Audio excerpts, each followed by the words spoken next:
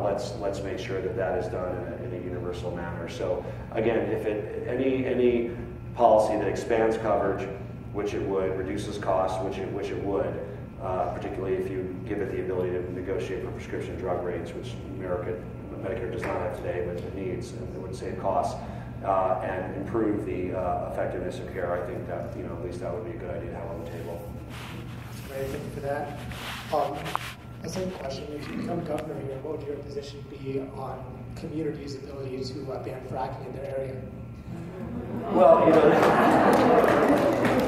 I'm not going to answer too detailed because this is a town hall with me as a representative, not as a candidate for governor. But I will just say that I've been very consistent on that issue. I support the ability of communities to have a say in extraction activities in their area. So I don't think that all the decisions should be made by an unelected board down in Denver. I think that municipalities and counties should be at the table in deciding the most appropriate land use in their jurisdiction. And so I've done a lot of work on that over the years as well.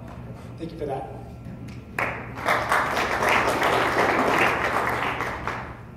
Dan Packman, and thank you for your office's great help when we were in Washington a few months ago to set up some tours for us. That was great. It seems more than a year ago, but one of the things that came up during the campaign very briefly was the issue of trade. And it quickly seemed to go from, is this a problem, this NAFTA and this upcoming TPP, to, well, of course this isn't a particularly good thing for anybody, and both the Democrats and the Republicans seem to be opposed to it, and then they moved on.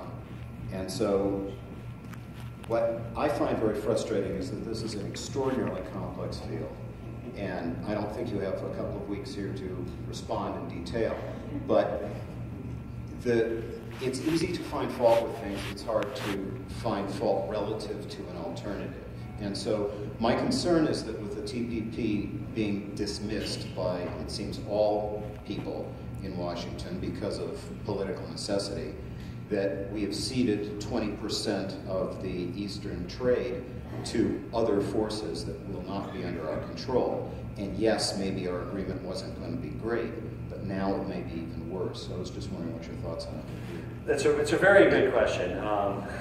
And all of our multilateral institutions, the UN, the WTO, NAFTA, none are perfect because humanity is not perfect, but they do provide rules that allow people to get along civilly as opposed to resorting to the use of the military. And I do think that the more we're engaged with the rest of the world, culturally, politically, and economically, the less likely conflict is to occur. So I'm a strong supporter of countries working together, both through bilateral as well as multilateral means. And you're right, none of those are going to be perfect. So I think if you measure any particular agreement to a standard of being perfect, you'll never have any that pass your means. So I was hopeful that President Obama could have negotiated a better TPP. I voted for his authority to do that. I was somewhat disappointed with the final product. And of course now we seem to be spiraling into a worse direction of, rather than even trying to perfect these agreements, they're being denounced rhetorically. We're not sure what the substance is there yet. I had the opportunity to go to Mexico as part of the U.S.-Mexico Parliamentary Exchange. So it's 10 congresspeople, 5 Democrats, 5 Republicans, and about, it seems like more like maybe 16 or 20 members of the Diputados of Mexicans of the 5 different parties. So we meet every year. This year was in Mexico City, just 2 months ago. And you can imagine what our topic was. Of course, we were in many ways, and to their credit, the Republicans who were with us were pro-U.S.-Mexico relationship Republicans, strong supporters of that relationship, many of them from Texas. We were in many ways apologizing for some of the rhetoric of our own chief executive in this area and expressing our sincere desire to work with the Mexican people and the Mexican government to improve and build upon NAFTA, to bring our countries closer together, culturally, economically, politically, rather than build walls, both literal and metaphorical, between our Colorado's top trading partner and our country's third largest trading partner, Mexico, Canada and China being the other 2. So I don't know where we're going with regard to that, but I share your fear and trepidation that in this world of America first, it actually leads to America last. Because America's always been strongest by engaging the world. Look at the Marshall Plan after World War II. Building a free, independent Europe not only of great political and cultural benefit, but it would be tremendous jobs created on both sides of the Atlantic by our trading partners in the Europe that we helped rebuild with our taxpayer money, and saw that investment come back multifold. So I think America should engage with the world. Trade is one of the ways we engage, and I think that to the extent that this America-only policy is withdrawing from the world, America will be all the poorer for it. Evidence. There's certainly a lot of smoke and evidence out there, but no, absolutely not. We don't have any criminal charges yet or anything like that. The former director. What we think is happening is they're going to actually take some of the language from the TPP and use it to update NAFTA. I think that's what President Trump is doing based on what we've been hearing. On some areas, that's fine if they update it for the digital economy, and there's other issues around country of origin labeling, but it doesn't. And I think we had a call with you, Carolyn. I can't remember if you were on it before I went to Mexico. Were you on that? Some of the folks were. There was actually some shared sentiments among the U.S. representatives and the diputados in Mexico about the direction that NAFTA should take, including enforceable environmental language, enforceable labor law language, as opposed to side agreements. It's unclear exactly what direction President Trump is going with regard to that. Right, I know the negotiations. Well, yes, those are certainly among the riders that I would consider disqualifying for me personally to support a spending bill. I can't speak for every Democrat. I've been very outspoken on those issues, as you indicated. I thought you were going to say I only had a 94, because I think it was a year before that my daughter was being born during one of the key votes, and I missed it, and so I only got a 94 on that. But last year I was back up to 100, or at least for the last 2 years. For legal conservation laws. Through my work on the Natural Resources Committee in Congress last session, I was able to highlight the work on the Sage-Grouse Reservation in western Colorado, a great example of western governors working together to avoid a listing by putting a state-based conservation plan in place, which is now in jeopardy, as you know. But yeah, I've been a strong supporter of the Endangered Species Act. I would not accept riders that were harmful to maintaining biodiversity that we have as a country, as well as supporting America's global efforts to improve biodiversity. Yeah, I haven't, I think I heard, I haven't read a detailed article about it. We're not in session now, just so you know, so, I don't know exactly what it is, but I've heard rumbling, so I'll look forward to seeing what that is when I get back. Okay.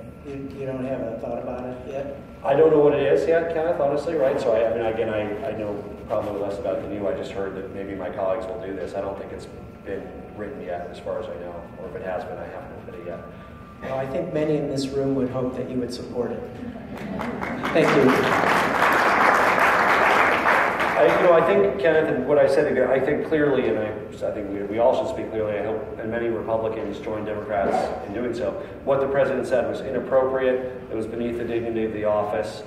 He should have, the fact that he would promote the moral equivalency between neo-Nazi demonstrators and those who oppose them is inexcusable for the moral leader of our nation.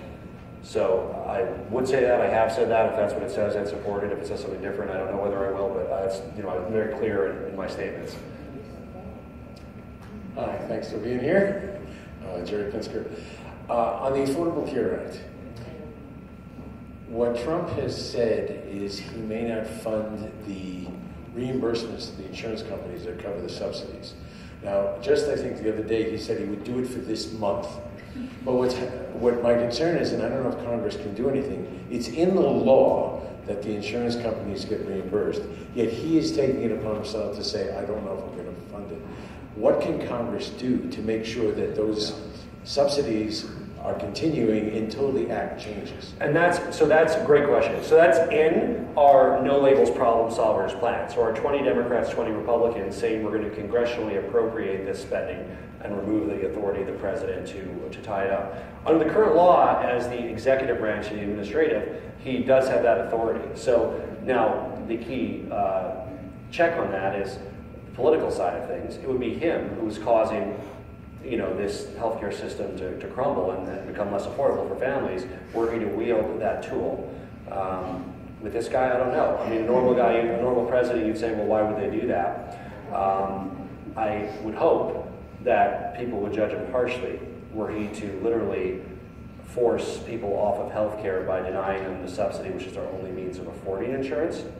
I would trust that the people in this country would judge him harshly. But we have thought of that. We do have, as part of our bipartisan, with 20 Republicans, 20 Democrats plan, a specific appropriation to do that as part of our fix for it, which also provides the predictability that, frankly, insurers need to stay in the market. I mean, I think what he's doing by saying it may happen, it may not, even if he never does that, he's creating uncertainty in the market, which will lead to even less competition and less participation. And higher premiums to account for the uncertainty. But yes, so we do have, again, it hasn't been picked up by Republican leadership yet or Democratic leadership, but that is part of our proposal from our no labels problem solvers. Do you have any ideas that will come up in September? I don't think it'll come up in September. There's a lot of must-do things in September, like the government will shut down unless we act. So that's kind of a big one that will take a long time. You know, and so I don't, and frankly, I think the Republicans' leadership, they're like, let's not talk about healthcare for a little while. So I think, I don't expect it. I could be wrong, but I don't expect it. Thanks. And we should have time to get to these three before we answer that. Yeah, go ahead. Mr. Polis, my name is O.C. Althing, and I first just briefly want to thank you because your office helped us with a passport issue a couple years ago, and it was so stressful. Thank you. I came to talk about the Israel Anti-Boycott Act, but you guys have pretty much covered both the reasons to oppose it and the fact that you do oppose it. So I thought I would just offer a very brief insight as in the sort of unique position of being one of your constituents and a dual citizen Israeli American. And so what I'd like to say is that that the Israeli government does not need protection from peaceful protest. It needs to give the Palestinian people the freedom, justice, and democracy that we have demanded for ourselves here and for our fellow citizens. Thank you. You know, again, as a non-Israeli citizen, as an American, I agree that that's what Israel should do. They're also a sovereign democratic country, and I respect their right, including, if you've got the ability to vote there, you would say that more than I do. If I were Israeli, I wouldn't have voted for their current leadership, but he won a democratic election there. And so they have every right that every other sovereign democratic nation has. But certainly, as an American, I would hope that they, that they discontinue the settlements and engage more fully in a two-state peace process. Well, the one thing I would have to say is that half of the population of Israel that Israel controls and occupies is not able to vote in those decisions. And so you have a true democracy only for some of the people, and that's not what we have here in America. Yep, and we have a million opinions in this circle on that. I think, absolutely, you're right. I mean, so again, there are Israeli Arabs who, of course, can vote, but Palestinians who found themselves in areas controlled by Israel, not annexed by Israel, can ostensibly vote for Palestinian Authority, but they've canceled elections, so they don't really have any effective way of having their voice heard, not by the Israeli government, not by the Palestinian Authority. I believe the correct course of action is not for them to vote in Israel, but for the Palestinian Authority to hold a new election, for them to elect new Palestinian leaders, and hopefully we engage as partners with the Israeli leaders in peace discussion. But again, that's a great topic to talk about. We could have a lot of time about that. But and I do respect that if you're an Israeli, you certainly have more to you have more of a vote in that than I would. Great. Thank you for being with us all today. I think we all really appreciate having a representative who cares about their communities and communities so much. My name is Lisa Kiefer. I've lived in the county of Boulder my entire life, and I think it's become really apparent in the last week, and especially over the last 8 months, that we need to become more politically engaged citizens. And the first line of advice everyone gives you is contact your representatives. So that's what I'm here today to do. Oh, sorry, can you not hear me? So they always ask you, tell you, talk to your representative, try to change their mind. But you've been a very good representative, and I'm very lucky for that. So what more can we do as concerned citizens? What more can we do to ensure that our friends, families, and the rest of our citizenship are protected by their government and not persecuted by them? What can we do to further stop the violence? What can we do to become better allies for minority communities who may not be members of? You've been very good at your job, but what more can we do to ensure that your colleagues also become better representatives for the rest of the country? Well, I think there's been an amazing amount of civic resurgence. We've seen it through the indivisible movement, the resistance movements, the incredible attendance at town halls. I mean, we traditionally, in relatively small communities that I represent, Conifer or Evergreen, we'd usually be in the library with 30 people. We have, I think, 200 people coming to our Conifer meeting. In Evergreen, we had 500 people 3 weeks ago. I mean, so the amount of involvement, letters, calls, marches, they all really have an impact. They really do. And we saw that with the defeat of the replacement for the Affordable Care Act. It was not so much, even though their votes were important, Senator McCain, Murkowski, and Collins, frankly, it was all of you. It was the people that caused that. It was not just 3 senators in isolation just saying, I don't want to do this. It was massive participation that I hope will continue, to rejuvenate our democracy. So I would encourage you to continue in that vein and continue to be active, and despite the setbacks, continue to be involved with civil society. Thank you. I'd like to echo everybody else's sentiments and thank you for being here. My name is Aaron Pinsker. I have a question about a subject that is kind of boring in a lot of ways, and that's net neutrality. That is an extremely important topic that does not get the time of day because it's kind of boring. And it seems pretty likely that the rules that the FCC passed, is it 2 or 3 years ago now, are going to be overturned by the current FCC group chair. I don't know what role the House or the Senate has if those rules are overturned, if they're, what you could do about it. I think you do support net neutrality as far as I'm aware. So I don't know what you have to say or what your thoughts are. Well, I find it exciting. That's because I very involved with the internet. So I think it's very important that content, is allowed equal access, and that broadband providers don't own the internet and have to allow equal access to a garage startup like an international media conglomerate, that consumers can be, charged for net metering. So I'm a strong supporter of it. And I think it was enshrined appropriately so in rules that were in place before, which is now under duress from Chairman Pai. I did file my public comment along with 3 million others, but I did a thoughtful public comment on that. The answer is we don't know what direction they're moving exactly. We don't know what they're doing.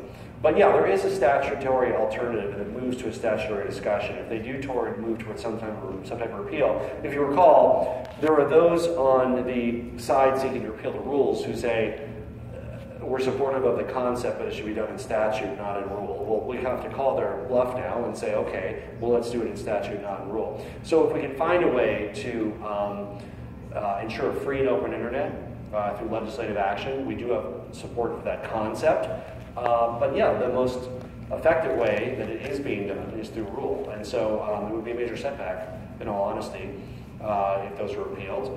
Again, massive public comment, as you know. Perhaps they're going to try to do something in a more nuanced form. I don't know exactly what they're going to try to do. They haven't divided commissioners, on that topic. They've been very opaque. They've been very opaque. They haven't. They've been very opaque. They received an enormous amount of comments. We'll see as they go through those exactly what the final rulemaking is. This is important to everybody here who's an information consumer.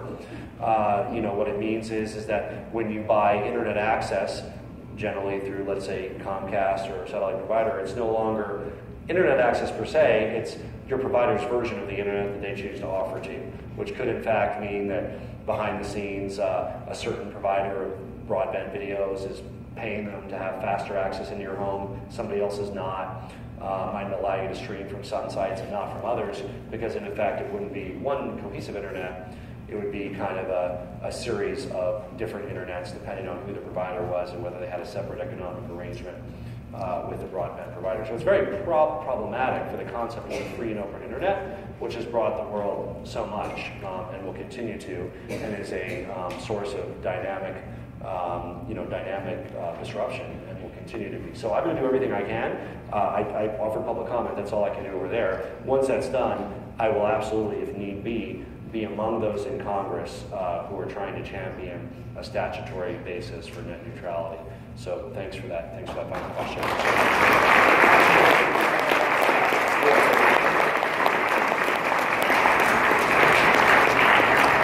Folks, my name is Fred Green. I'm the